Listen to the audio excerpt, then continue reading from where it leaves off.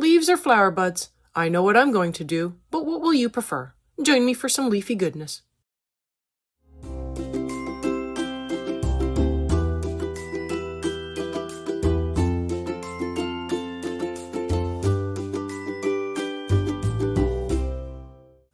Hi everyone, I'm Catherine, the artist behind Bigelow Fine Arts. I have joined the secret society of the curious colorists. It is a lovely summer evening, the cicadas are buzzing and the crickets are chirping when I receive a book with exciting places to explore. I retreat to the garden to the lovely hanging lanterns that are providing gentle light and a cozy tent that awaits a relaxing evening. Join me for a little backyard tea and some relaxing coloring. Today I wanted to work on all the greenery, but not the grass. That, I'm afraid, will probably end up being almost the last thing I work on. But I wanted to get all the leaves around the flowers and the plants in the pots all colored up. I have 3 greens that I will be working with. I'm going to start with the leaves in the top bunch of flowers and give them a base layer with the grass green. I'm not pressing hard, but I do want to get them filled in. I'm not going to be putting a ton of layers on these leaves. They are small.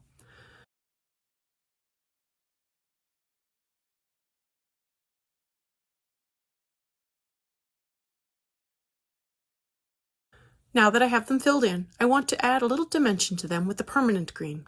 I will add in a darker spot at the base of all the leaves. The leaves with the rib line, I will also add a layer down the rib line, darkening it up just a little.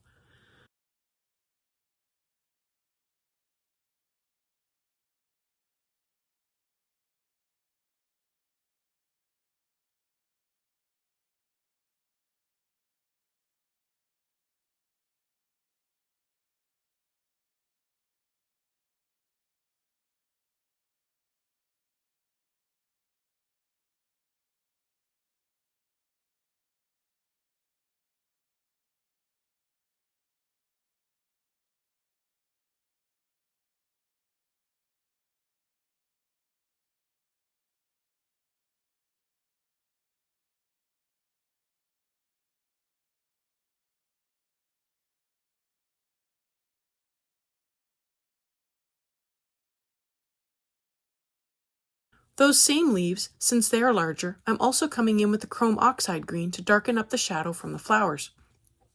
I add a little shadow from the flowers and another line down the center for the rib. The little circles hanging off to the right, I was going to color them red to look like berries, and still a good idea if you like it, but I decided to make them fuchsia and treat them like flower buds.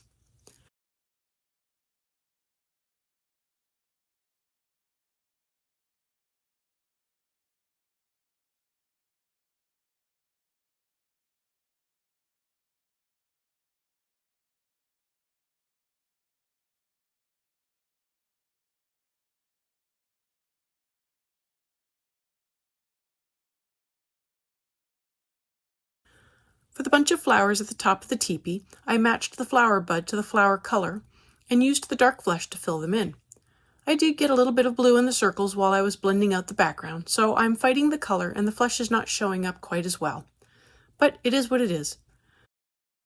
I began filling in the leaves with the grass green, working them up in the same way I did the first group of leaves.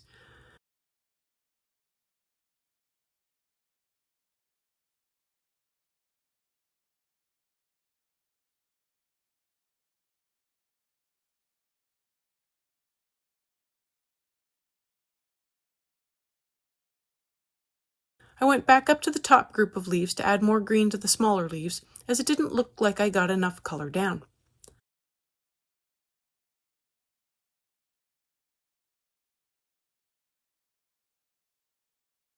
I am coming in with the permanent green now to add in the darker green to the base of each of the leaves. For the little ones, it isn't as important, but the bigger ones peeking out from under the flowers, it really makes a difference. It looks a little like they are actually peeking out from under the flowers.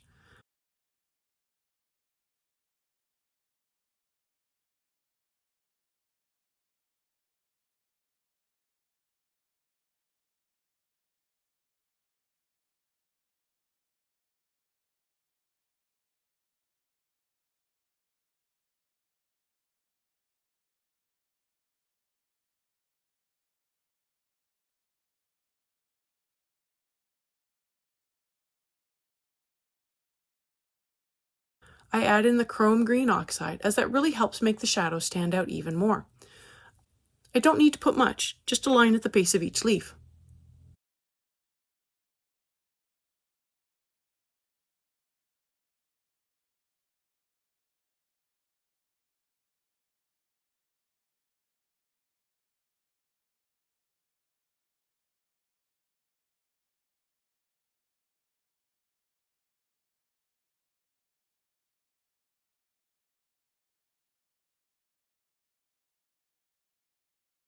I'm moving down to the plants in the pots.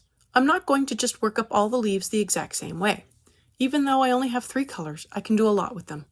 For these sword-like leaves, I am coming in with the permanent green first, adding a base layer over the entire leaf in a light layer.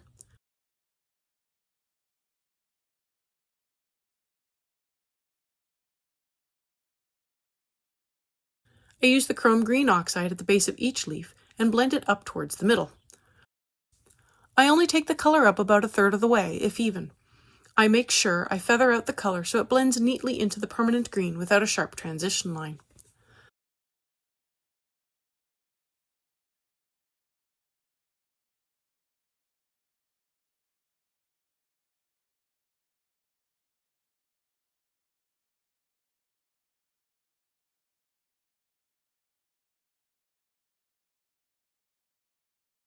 While I have the chrome green oxide out, I'm going to put in shadows on this bush. The whole left side of the bush will be in shadow, but some parts will be darker than others. I want to look at the lines, and anywhere there is an overlap, I want to put in a shadow. I also add a couple of random shadows in the middle of the bush to give it more dimension.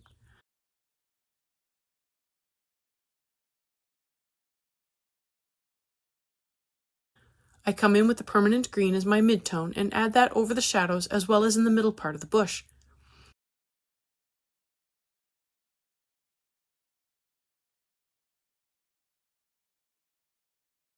I use the grass green as a highlight on the right side.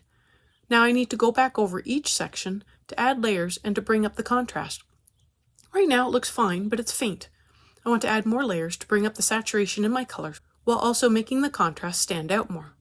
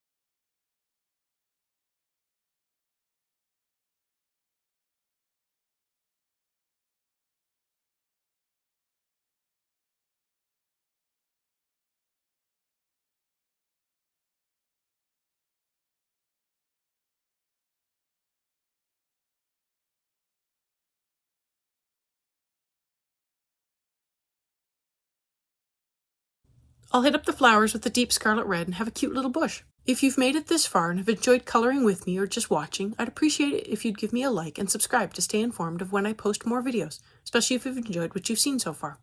I post daily during the week, and subscribing is the best way to stay in the loop.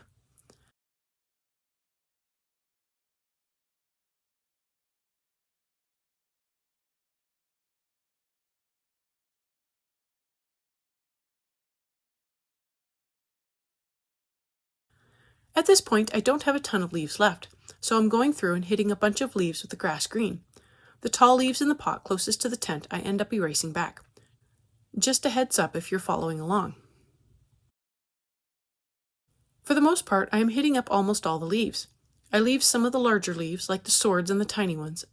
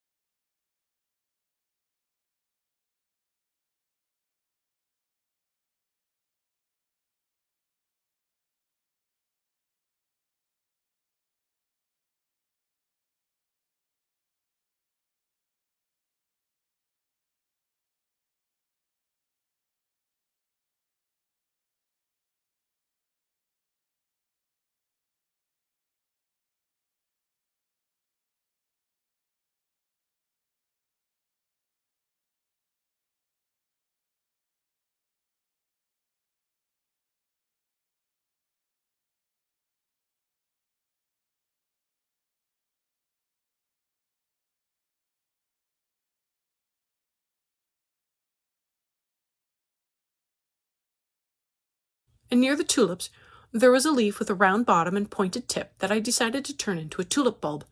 I erased back the green and added in yellow and orange with just a touch of red.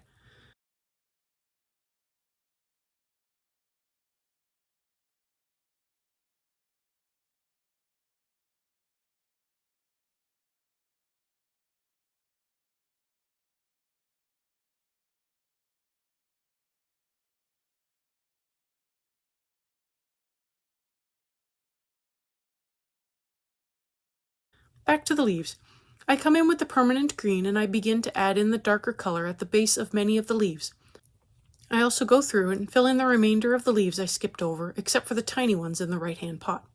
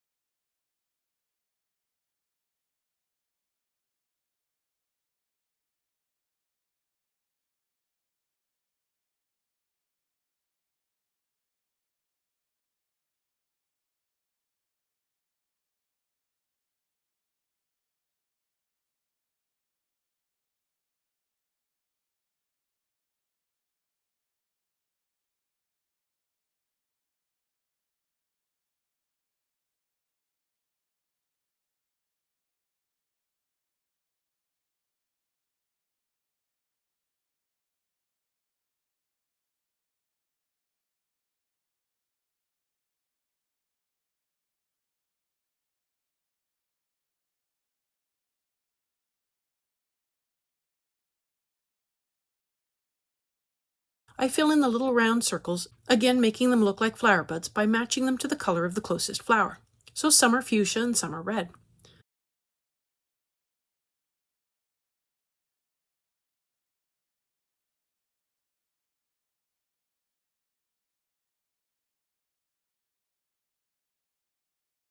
The pointed leaves in the one pot kind of looked like the tulip bulb, and so that gave me an idea of turning them into flower buds as well.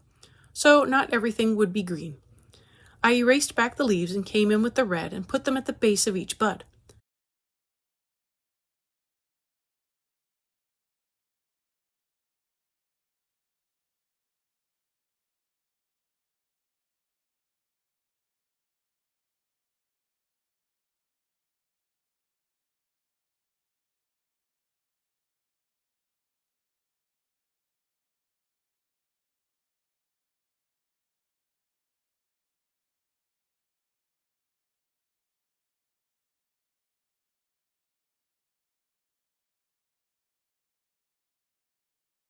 Now that I have the bottom of the buds filled in, I come in with the flesh and blend it out to the rest of the bud.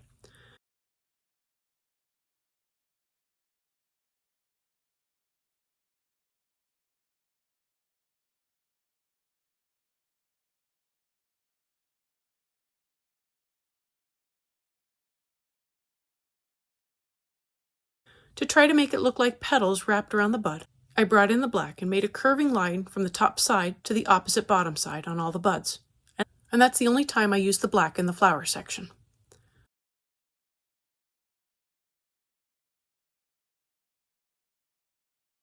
Now I need to continue adding shadows and depth to all the flat leaves I filled in earlier. The ones with the buds, I am coming in with the chrome green and adding a shadow at the base of each leaf, as well as any leaves peeking out from the back. Something else I want to do once I have the shadows in place is to lighten the leaves on the right side closest to the light source with some grass green. I'm only going to hit up a few of the leaves on the right side, not all of them. And to balance that, I'm bringing in the permanent green and darkening up the leaves on the left side as they are farthest from the light source and would be darker. I also go through and blend out the chrome green to make sure it doesn't have a harsh shadow line, which it did before I started blending with the permanent green. Now the transition between the bottom shadow and the rest of the leaf is much softer.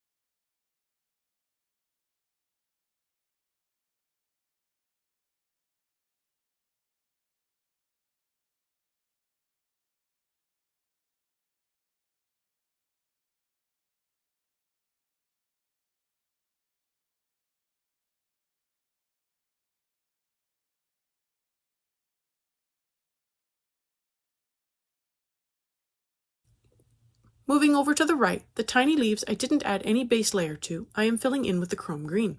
They reminded me of the greenery included in some flower bunches at the store. I'm also going to work on the long leaves in this pot, going in and adding shadows where I think they would go, while also remembering that the light source is now on the left, so the right side will have the shadows.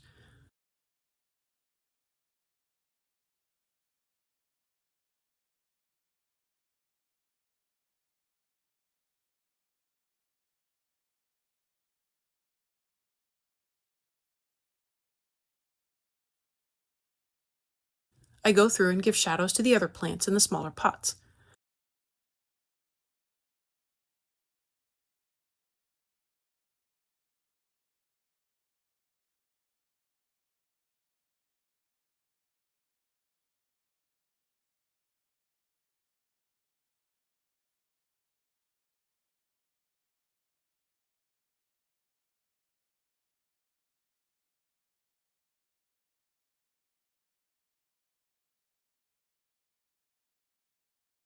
I am now moving down to the bunch of flowers along the border and adding in shadows to the larger leaves peeking out from underneath the flowers.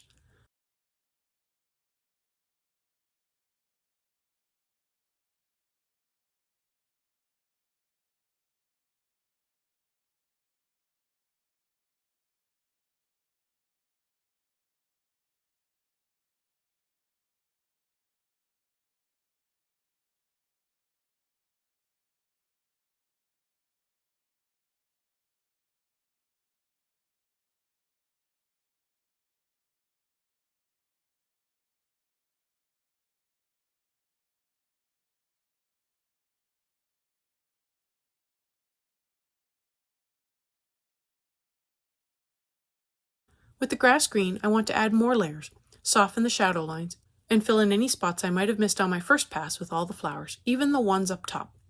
I will also do the same thing with the permanent green. I'll be stopping here for today. Thanks for joining me for tea in the garden. Let me know below or on social media if you colored along. I'd love to know how you did. I'm on Twitter, Instagram, MeWe, and Patreon. Patreon has a short write-up, my palettes, and a list of the timestamps, and I've made them available for everyone. If you have any questions or page requests, please leave them below or reach out to me on social media. I put in a list of chapter breaks in the show notes, as well as a list of equipment I like to use. If you use any of the affiliate links, it really helps me out without costing you a thing. I want to thank you all so much for coming along and joining in with me on this coloring journey. I appreciate all my subscribers and look forward to more of you joining in and coloring along with me. Please like, share, and subscribe to help that happen. Until next time, happy coloring.